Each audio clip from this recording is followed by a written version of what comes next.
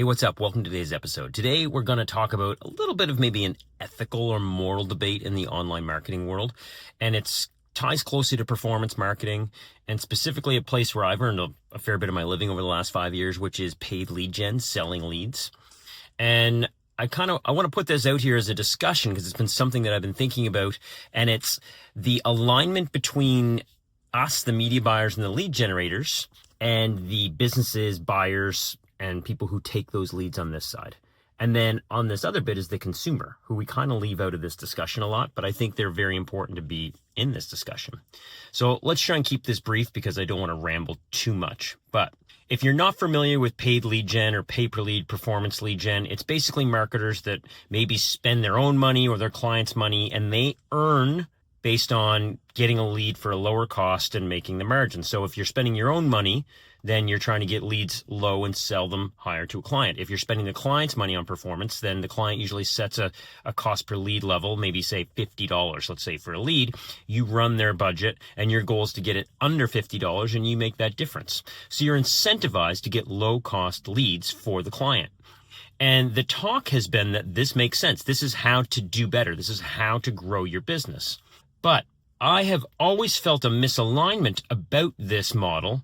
And the reason is because as a marketer and a copywriter for the last 15 years, the things we have to say to get cheaper and cheaper leads as cost of access to people, CPMs, cost per thousand impressions on Meta, TikTok, display, YouTube, native, as these keep going up and up and up, yet lead costs are expected to stay the same. We have to say more sensationalized or maybe white lies or stretching the truth to entice people to click a button and fill out a form or call a phone number, right? We've all seen this. It happens during open enrollment in the US. For Medicare, it happens with life insurance offers, obviously, happens with final expense offers in the United States. It happens with everything, literally everything. It's overpromise, underdeliver, which is the complete inverse of what we think we should want to do for our clients.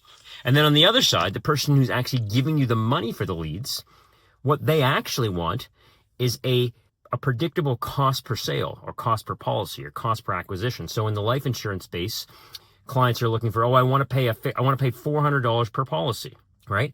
But yet they pay per lead, right? So you might buy 100 leads at $25. You'll get $2,500 in leads. And your expectation is that you'll sell enough policies so that breaks down to be $400 per policy. But it doesn't always work that way. And more, it's not working that way at all. Now, my reason for wanting to bring this up is twofold. One, what's coming to a head in 2025 is compliance with these ad networks. It's a nightmare. YouTube especially, but others. Exaggerated claims, inaccurate claims, unsighted statements and things like this. We're being more and more restricted to what we can say in our ads. So the ability to be more sensational and try and force people to click because they think they're going to get something for nothing or they're getting something different than what they're actually getting, however you want to put it, is kind of going away in a bit. It's slowly but surely going away. And if anybody remembers the mass wave of Facebook bans back, 2018, 2019, 2020, that could show up again. We could just end up in a situation where ad accounts just start getting blasted and shut down and we'll lose our access to ad networks. And you don't want that because that's what allows us to earn our livelihood. You don't want to be the advertiser who specializes in YouTube or Meta or TikTok, then you can't access that platform anymore. No one wants to play this game with VPNs and somebody else's passwords and having to log in through another country or something. You don't want to do that. That's not a professional, sustainable way to run an agency, run a freelance business, whatever you're doing, right? So I have a point here. I swear it's not just all about rambling and trying to scare people about, try and be above board, but it's that we need to move. If the cost per lead is on this side and the client's quality expectation is on this side, I think the lead generators and marketers need to move this way. And the businesses buying these leads need to come this way. And we need to come more to a unified approach where we're looking at cost per action, cost per sale, cost per new roof done, cost per life insurance policy sold, cost per whatever, laser hair removal treatment completed, right? And this takes trust on both parts. It takes trust on the agency, freelancer, media buyer, copywriter side, and it takes trust on the business side that's getting supplied those leads, those phone calls, right? But at the end of the day, by moving more towards center here, we're going to increase quality and we're going to make the customer who's already in the center way happier, right? Trust me, I did outbound sales. I did sales for a decade. I worked for Yellow Pages selling phone book advertising. I worked for Mack Trucks, believe it or not, and Volvo Trucks selling heavy equipment. I was on the road around Atlantic, Canada, selling like business to business, like outbound sales guy. I know what it's like to cold call. I know what it's like to get hung up on. I know what it's like to not have someone trying to force yourself to talk to somebody and hard sell them on building rapport quick when they don't want to hear from you. You don't want to be the person who's calling back that lead that filled out some of these ads that I see today on Meta, TikTok, and YouTube. You don't want to call that person because that prospect is going to be so misaligned with what you're actually calling them for. But the business's model was, no, well, we need $20 leads, right? No, what you actually need to figure out is how much can you afford per action that you want, whatever that is. And then how do you work that backwards in a more ethical way to access your market who wants what you've got, and then convince them to fill out a form or call you. Okay.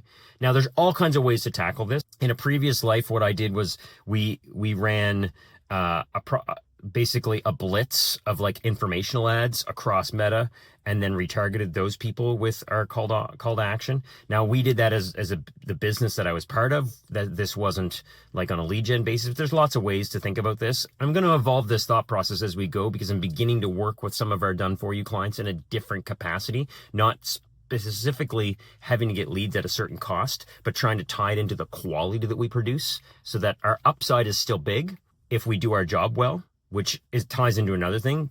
Do as best a job as you can. Don't phone it in, right? And I try and live by that. I don't always do it, but I try and live by the fact that I want to deliver my best always. Why would we do anything less than that?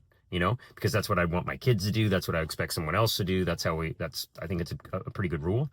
But by thinking about this, if you're struggling with your clients and they're always complaining about quality, or if you can't seem to keep clients, or if you're copying somebody else's ads and you're wondering why your clients are pissed off and you're like, oh, but this ad gets such a low cost per action. Think about who's got to call that lead back, or who's trying to book that appointment, or who's trying to answer the customer service call when they buy something and it's not actually what we think.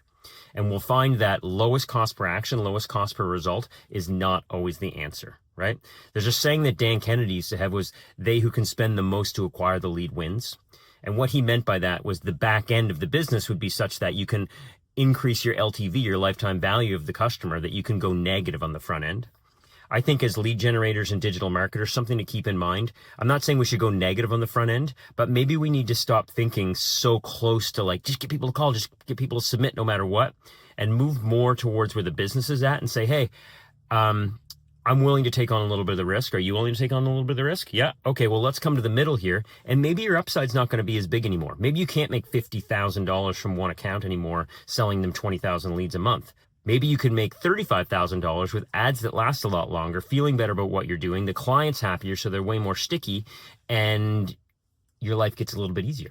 I don't know, but that's my thoughts for today. So as always, if you're a marketer and you are interested in being mentored or learning more from me and what we do in our agency, there's a link underneath this video to join our school group, the Ad Intelligence Collective. And if you're a business that's looking for a marketer, there's also a link underneath this you can click to apply for having us consider running your ads for you. Okay? Thanks for watching, and we'll see you in the next episode. Bye for now.